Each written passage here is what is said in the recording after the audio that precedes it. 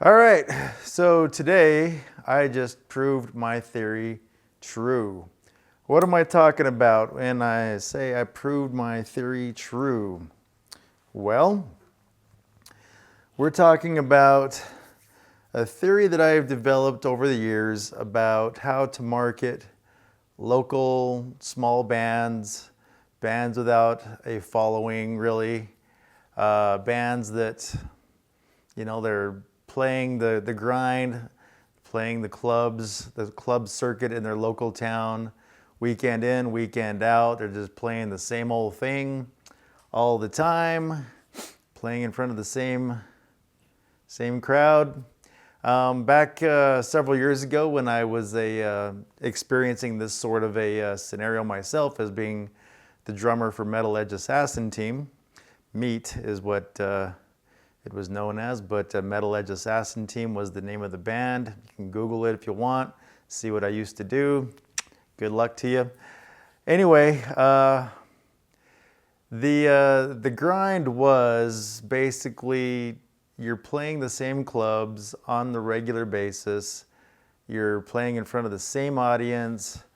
Oftentimes there was a saying like, we'd like to thank the wait staff for showing up to work today.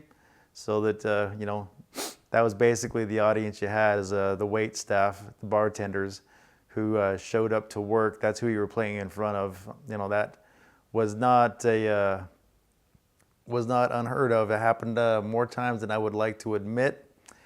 So anyway, that's, you have that. And then there's also the saying, you have bands playing for bands. And, basically it's a good thing that the other band members brought their wives and their girlfriends, because had they not, then you wouldn't be playing to anybody at all. So that's a very true mantra amongst small bands playing the local club circuits. It's really difficult in getting fresh faces out to see a local live band. There's been people out there doing this thing for decades, playing the same clubs, just churning it out, same clubs. Weekend in, weekend out, it's the same exact thing.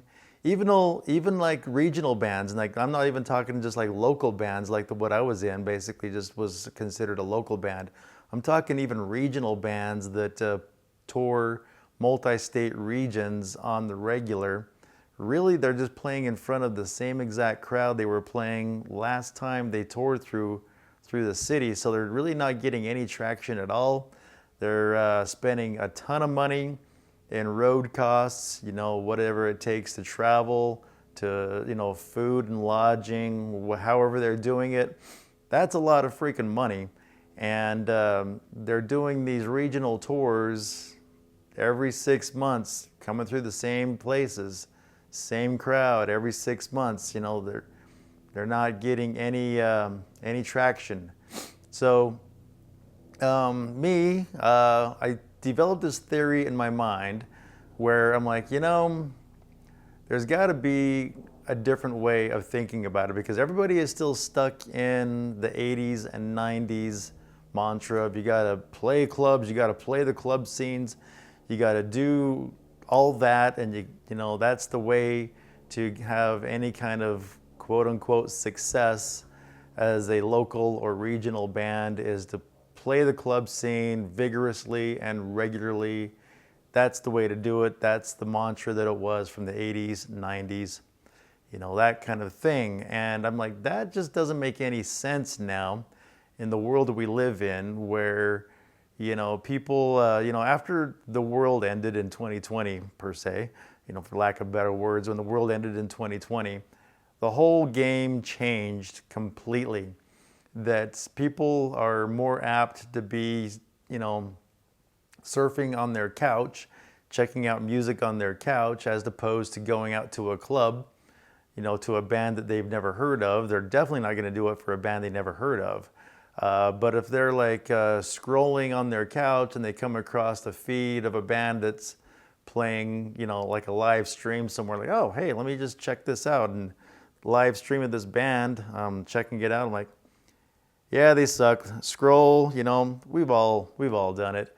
I mean, well, I've done it a lot, but then I've also come across bands where I'm doing the couch scrolling, and I come across the band and I'm like, yeah, they're not too bad. Right on. So I'll sit and watch them for a little while. So, that's kind of more of the norm on how people such as myself consume music these days, is we're not going out to the club to see any kind of band we've never heard of.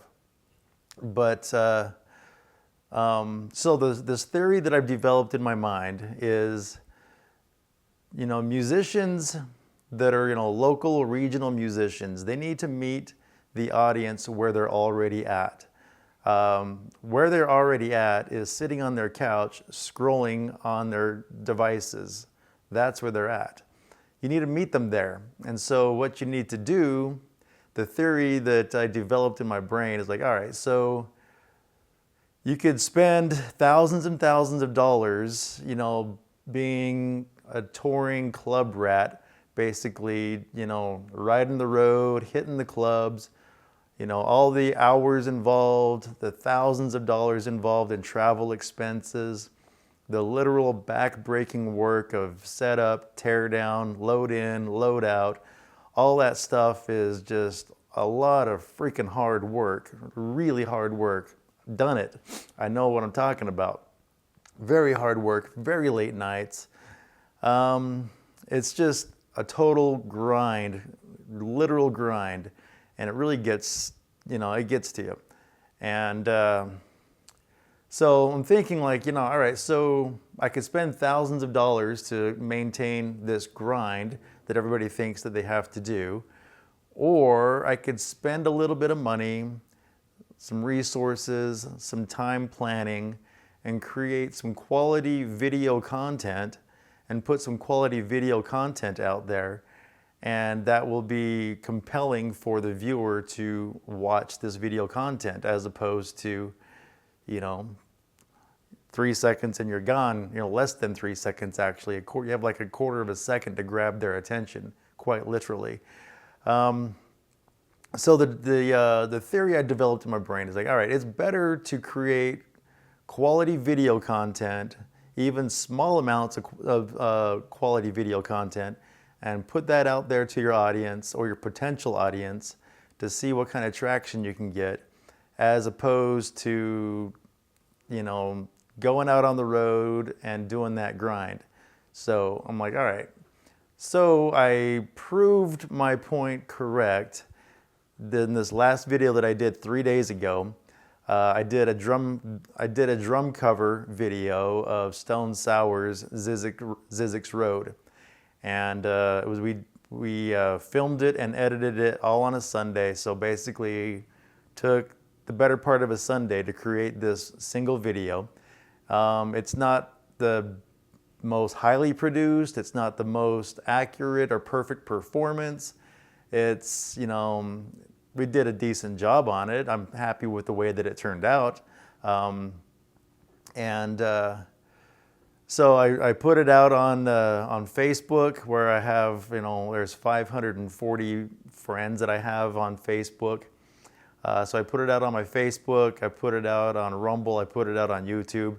Rumble and YouTube got a spattering of hits. I'll link the video in the description of this video so you can see the video that I'm talking about. It's literally the video I did just 3 days ago, but I'll link it in this video anyway. But yeah, so anyway, on YouTube in 3 days, it's gotten over 1,000 views inside of 3 days. Within the first 24 hours, I got over 500 views in the first 24 hours. And I was thinking to myself quantitatively, I'm like, all right, so 500 views, that's 500 people. There's a club in Salt Lake called Liquid Joe's. I've played there a lot of times over the years, and its capacity is just over 500 people. So basically, you know, if you quantitatively look at it, like, well, that basically is the same as packing Liquid Joe's, is the viewership that I got in one single day. And so the return on investment is, in my opinion, way more valuable to put out quality video products, quality video content that is done to the best of your ability, you know, on a semi-regular basis to keep your audience interested, as opposed to, you know, hitting the road, spending the money, doing the grind, doing the thing that everybody thinks that you have to do. You know, so the return on investment is much more valuable in putting out quality video content, you know, on a regular basis, as opposed to grinding it on the road. You know, so within 3 days, this video is up well over 1,000 views inside of 3 days, and just growing. You know, it's just basically churn and churn and churn, and people are watching it, and it's just growing, growing, growing off of this one video. So it's my point is proven. I would say that my theory is correct, that bands that are just grinding it on the road, that's not a good, it's not a good expenditure of resources. You need to meet your audience where they're at, which is on the couch, on their device, looking for some quality content, some compelling content, and that's what you need to meet your audience at. You need to do that. That's what the audience wants. You know, especially in the beginning stages, that's where you need to be, is creating great content for your audience and not grinding it out on the road, wasting all those resources that could be better spent making awesome video content. Anyway, that's all I got for you guys. Check it out, hit that link. You guys have an awesome day. I'll see you in the next video.